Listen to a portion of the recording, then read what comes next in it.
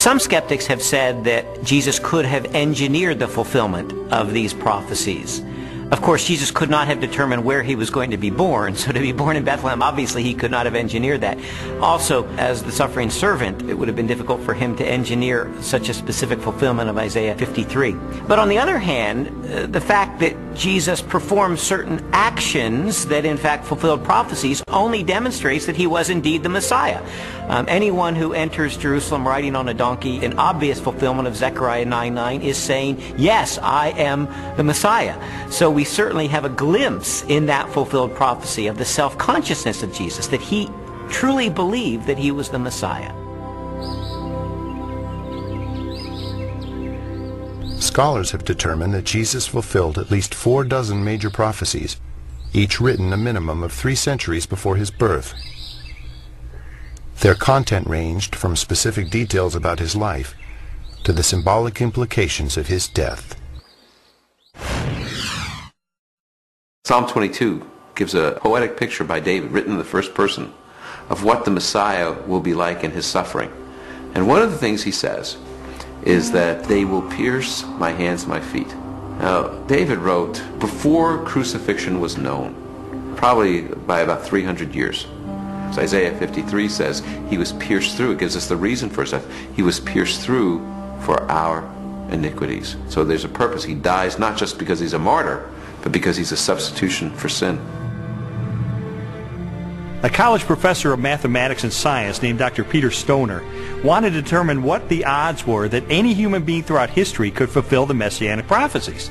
So he had his students come up with very conservative estimates of the likelihood of any human being fulfilling certain of these predictions. And then they just ran the numbers. And what they determined is that the odds of any human being fulfilling 48 of these ancient prophecies would be 1 chance in a trillion.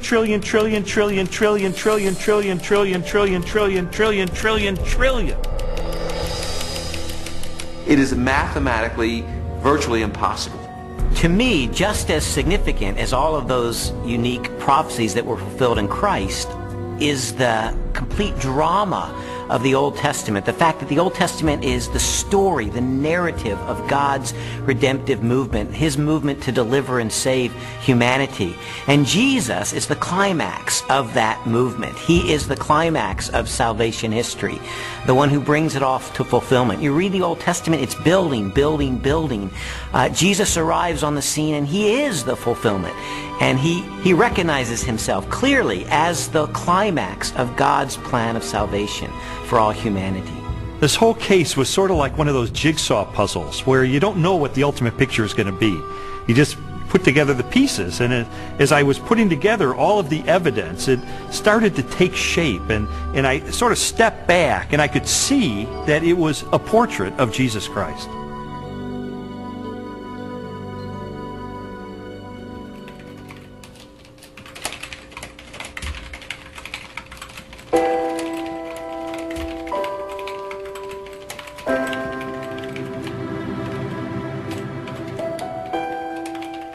This was not just an intellectual journey.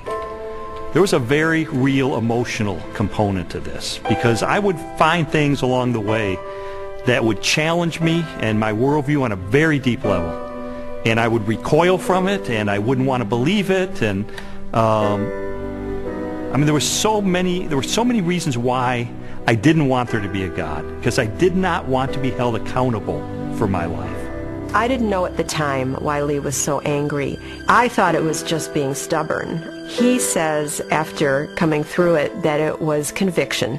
It seemed that the more Leslie's values were changing and her character was being transformed and the way she related to me and the children was changing, it would highlight the contrast with my life. I was feeling fearful and angry as well that he was being affected by it in the way that he was.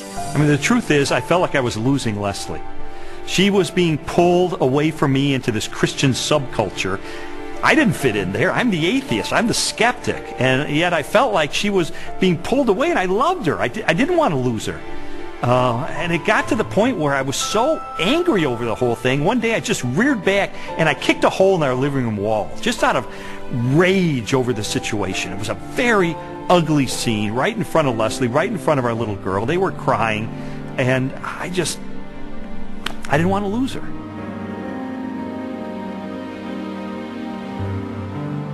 Jesus' body was never found, and so and they predicted it. Well, he talked about it, and it was predicted, and it happened. I mean, it's this easy. It's as simple as that. We just tend to complicate it, man. No, not physically, not his physical body. So when they came the following morning and rolled back the great stone in front of the tomb, and he wasn't there. No, it must have been dark in that. I don't know. They must have missed him. No, I don't think physically a physical body can rise. I don't think that he was yanked out of that, or physically walked out and walked down the street and met with him. It just doesn't make any sense to me. For more than a year, I'd investigated the historical record for the reliability of the New Testament. I'd looked at the identity of Jesus. But now it was time to look at the ultimate evidence for who he really was, the purported resurrection of Jesus from the dead. And for that, I went to the best scholars that I could track down.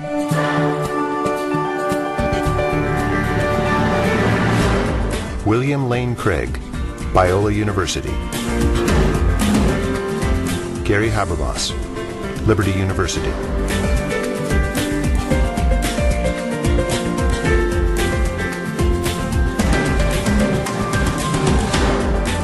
Michael Licona, North American Mission Board.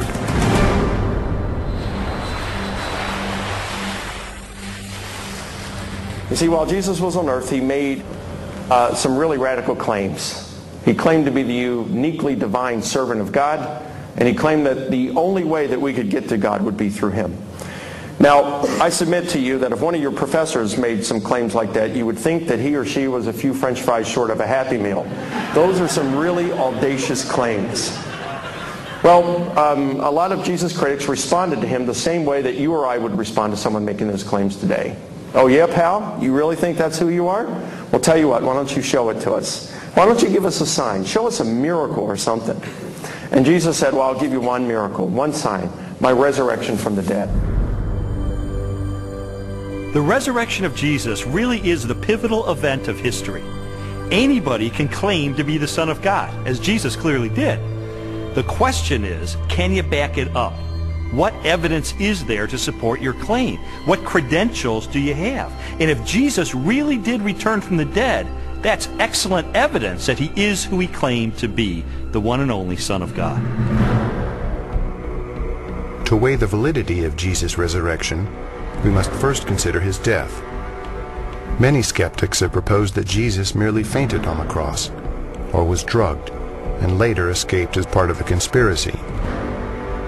By contrast, the four gospel narratives collectively describe the events of his public beating, death by crucifixion, and burial. Pilate had Jesus flogged and handed him over to be crucified. Mark 15:15. Chances of surviving crucifixion were extremely bleak. Crucifixion and the tortures that normally preceded it was the worst way to die in antiquity. A person was scourged to the point usually that their intestines, arteries, and veins were laid bare. And then after that, a person was dragged out where they were impaled to a cross or a tree and then left hanging there in excruciating pain. In fact, the word excruciating comes from the Latin, out of the cross. Jesus was being tried and executed as a rebel leader. Now, in the Roman army, if you were responsible for looking after one prisoner of war, even if he was a rather insignificant prisoner of war, if you let him get away, your life would be forfeit in place of his, and life was very cheap. If you were looking after the execution of a rebel leader and you let him get away, you're in deep trouble. You're not going back home to your wife and kids. No way. Game over. The Romans were very, very good at killing people. They specialized in it. They prided themselves on it. Perhaps the most definitive statement of Jesus' death at the hands of the Romans is recorded in the Gospel of John. One of the soldiers pierced Jesus' side with a spear, bringing a sudden flow of blood and water. John 19:34.